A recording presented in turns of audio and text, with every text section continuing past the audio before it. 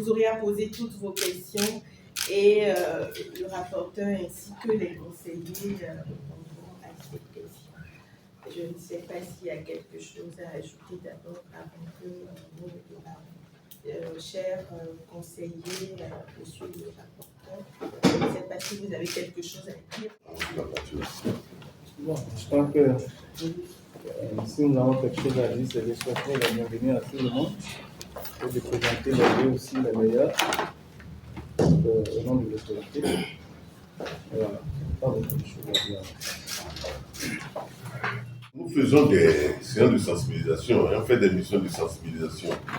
Et l'année passée, on a beaucoup travaillé sur ça, on a été partout dans le pays, et du nord au sud, de l'est à l'ouest, pour sensibiliser. On a travaillé avec les communes, les collectivités locales. On a travaillé avec les services du secteur financier, du secteur sanitaire, pour leur parler des dispositions légales en matière de protection des données personnelles. Au-delà de ça, nous mettons aussi à contribution les radios communautaires. Donc, toutes ces activités-là vont être diffusées au niveau de chaque commune dans les radios communautaires. Donc, là, à travers vos organes de presse, aussi, c'est déjà une bonne collaboration. Oui, chef. Oui, est-ce que vous avez des rapports fiables, sincères avec le CERTI? Parce que malgré toutes les dispositions que vous prenez là, il y a toujours le piratage, il y a toujours le rançonnement, surtout pour ceux-là qui gèrent les portefeuilles électroniques financiers, là, les momos. Là. Il y a toujours des victimes tous les jours. Quels sont vos rapports avec cette institution? Le CRC, voilà, le CRC. Non, le CRC, c'est là qui m'a fauché. Le CRC. Le CRC, c'est une structure qui a été prévue par le Code numérique, mais qui est une structure spécialisée d'enquête, simplement. Et donc, nous ne sommes pas impliqués dans la chaîne de poursuite, c'est-à-dire dans la chaîne pénale. Ce que nous on fait, c'est que si nous sommes devant une violation qui pourrait avoir une connotation pénale, nous portons ça à la connaissance du procureur de la République qui se chargera de conduire l'enquête avec le CRC. Donc voilà les rapports que nous avons. Nous ne sommes pas un organe de poursuite au plan pénal, je veux dire. Et donc, les relations que nous avons, c'est que nous pouvons fournir une information au procureur de la République. Si nous sommes devant une violation qui a une connotation pénale. Parce que ça peut avoir une connotation civile, mais également une connotation pénale. Toutes les violations ne sont pas forcément pénales. Mais dès que ça a cette connotation-là, le Code numérique a prévu ça, nous portons l'information au niveau du procureur de la République concerné, selon la zone où on se trouve, et puis il va faire le reste. Évidemment. Donc c'est des rapports de collaboration, mais nous ne sommes pas impliqués dans la chaîne de poursuite. Évidemment, quand les citoyens se trompent de destinataire de leur plainte, nous orientons la plainte vers le CRC. C'est-à-dire, je suis escroqué, on m'a pris de l'argent, j'étais avec un moment, tout ça là, ils ont piqué mon code PIN, ainsi de suite. En tout cas, toutes les plaintes qui ont trait à l'escroquerie, quand on reçoit ça, ce n'est pas de notre ressort, mais on ne reste pas les bras croisés, on les transmet à l'OCRC.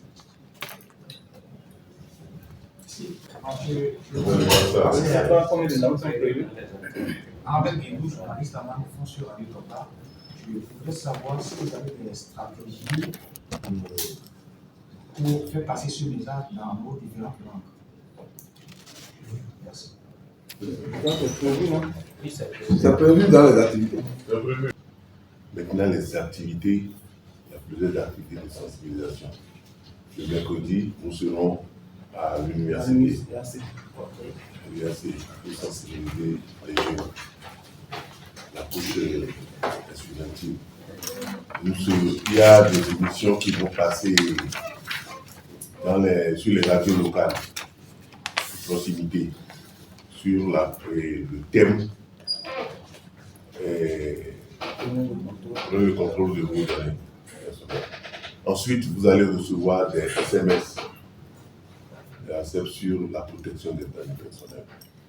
Voilà, vous pouvez avoir le logiciel là pour Je crois que l'honorable a dit l'essentiel. Il a aussi, via notre site web, nous avons diffusé des informations pour la sensibilisation à toutes les adresses que nous avons à notre possession ici. Donc, certains ont déjà reçu des messages de sensibilisation via l'adresse mail. Évidemment, les SMS aussi, comme on vient de le dire. Voilà. Et aussi, le message peut être traduit en plusieurs langues. Ce sera diffusé aussi. Et après ça, nous allons mettre sur la plateforme du réseau africain de protection des données personnelles. Donc, tout ce que nous faisons dans le cadre de la journée internationale de protection des données personnelles, nous allons mettre ça sur les réseaux, sur nos plateformes. Ensuite, non, toi, tu as déjà posé. Vous voulez monopoliser la parole?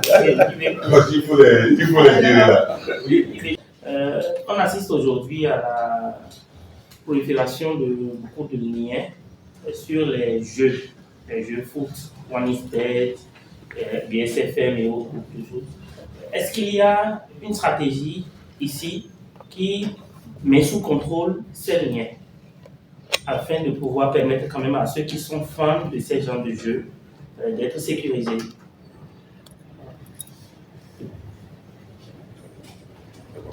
Oui, donc par rapport à ça, en réalité, ce qu'il faut savoir, c'est qu'avant de mettre un jeu en ligne, vous devez, disons, la structure doit pouvoir avoir donc notre autorisation avant de faire ce jeu. Quand vous mettez une plateforme en place, vous devez déclarer cette plateforme avant de faire quoi que ce soit en ligne.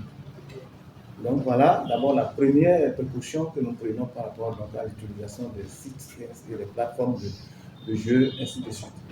Dès lors que vous concevez une plateforme pour les jeux, où les gens doivent renseigner les données personnelles avant de se connecter, vous avez l'obligation de déclarer cette plateforme au niveau de l'entreprise. Et nous allons étudier le niveau de sécurité qu'offre votre plateforme, la confidentialité, tout un lot de choses que nous allons étudier avant de vous autoriser d'abord à donc lancer ce jeu. Et s'il y a des failles de sécurité au niveau de votre plateforme, nous allons vous arrêter pour corriger d'abord la faille avant de pouvoir donc démarrer le jeu.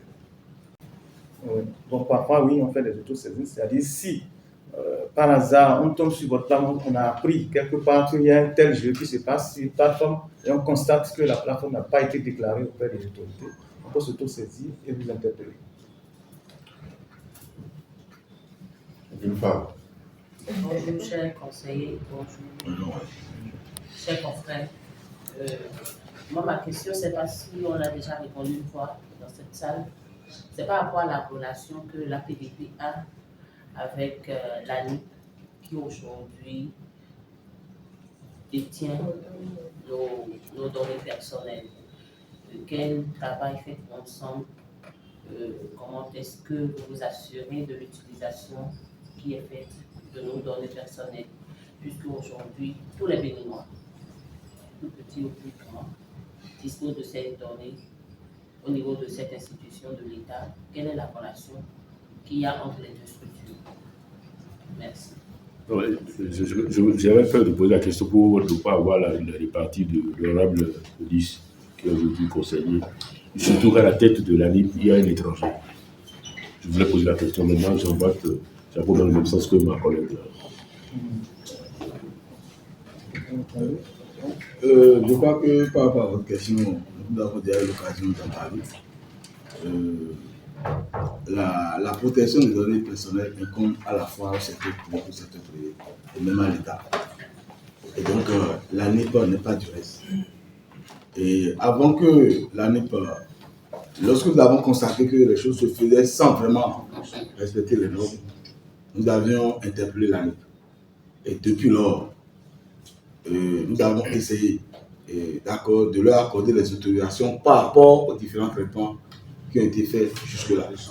Et donc, on peut dire aujourd'hui, sans se tromper, que les traitements faits par l'ANIP sont sous contrôle et sont faits en respect des dispositions du Code numérique. Et je dois aussi dire que d'ailleurs, au niveau de l'ANIP, ils ont un point focal, qui est une dame, qui est tout le temps en contact avec nous. C'est-à-dire quand ils envisagent les traitements déjà en amont, ils essaient de se rapprocher de nous pour savoir ce qu'il faut faire. Et donc, je peux dire que bon, on a, pour le moment, on ne peut pas se permettre de dire que le traitement est fait hors norme ou en violation des dispositions du code numérique. Maintenant, par rapport à un étranger à la tête de la ville, je crois que nous, à la PDP, ce n'est pas nous qui nommons les responsables des structures, c'est l'État qui a jugé utile, ou le gouvernement qui a jugé utile de nommer une telle personne, et ce n'est pas une première. Pourquoi on ne s'offusque pas du fait que les Béninois soient à la tête de certaines institutions dans d'autres pays? On ne devrait pas s'en offusquer. Maintenant, s'il y a autre chose derrière, je ne sais pas. Mais dans tous les cas, ce que je puis dire, c'est que ce n'est pas la PDP qui s'implique dans ces genres de nominations. Nous, pour nous, c'est les opérations, la régularité des opérations de traitement, c'est ça qui nous importe. Donc, ce n'est pas parce qu'un directeur rwandais que le code numérique ne va pas recevoir application, pas du tout. Alors, au contraire, nous allons veiller, comme nous le faisons, strictement à ce que les décisions du code numérique soient respectées, quelle que soit la structure concernée. Même les ministères aujourd'hui ont reçu des autorisations.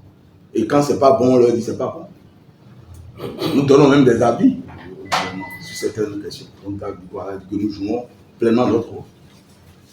Voilà ce que je veux vous répondre.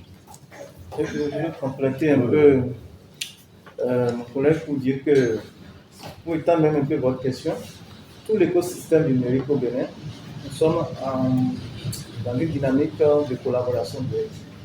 Vous entendez par là, ASIM, je ne sais pas si vous entendez parler de l'ASIM, qui s'occupe de toute la sécurité, de la politique de sécurité du système d'information de l'État. Il y a aussi la NIP que vous avez citée. Il y a maintenant le ministère de l'économie numérique aussi. Donc tout cet écosystème numérique, nous sommes toujours en collaboration directe. Pour aller de manière pointue sur votre question et compléter mon collègue, je voudrais vous rassurer aussi que nous allons faire une descente déjà sur les sites qui hébergent toutes les données des Béninois. On a mené un contrôle. On a fait une descente pour contrôler les serveurs, le niveau de sécurité qui est implémenté sur les serveurs, au niveau du centre qui héberge toutes nos données à caractère personnel, toutes les données des Béninois. Donc, nous sommes allés contrôler ça, vérifier, voir en condition, tout ça là. Donc, on fait une descente déjà là. Donc, c'est pour vous rassurer qu'on veille beaucoup sur, on mène quand même une veille permanente sur les données. Ils sont un peu sensibles quand même parce que les données de toutes les populations du monde. Pour renchérir, vous allez constater que MTN, les institutions vous demandent aujourd'hui de venir actualiser vos données, vos numéros. Et quand vous allez, on prend votre empreinte digitale, ce qui ne se faisait pas.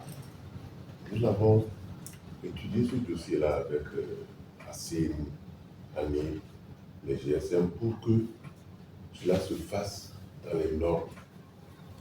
Et ce n'est pas tous les empreintes, ce n'est pas tous les doigts qu'on prend, mais un seul doigt. Et les gens vont vous dire qu'on veut vous espionner. Partout dans le monde aujourd'hui, les services publics sont interconnectés. Tu fais du crédit en France, si tu n'as pas remboursé entièrement le jour où tu veux sortir de l'aéroport, on tape, on sait que tu dois. On tape ton nom, on sait que tu dois.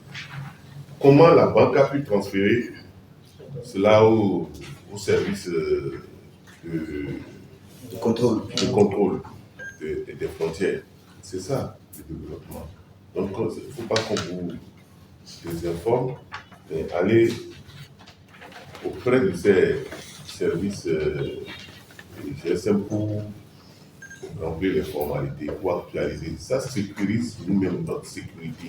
Là, on sait que la SIM, là, ça appartient, le numéro appartient effectivement à telle personne. Bon. D'accord. C'est bon.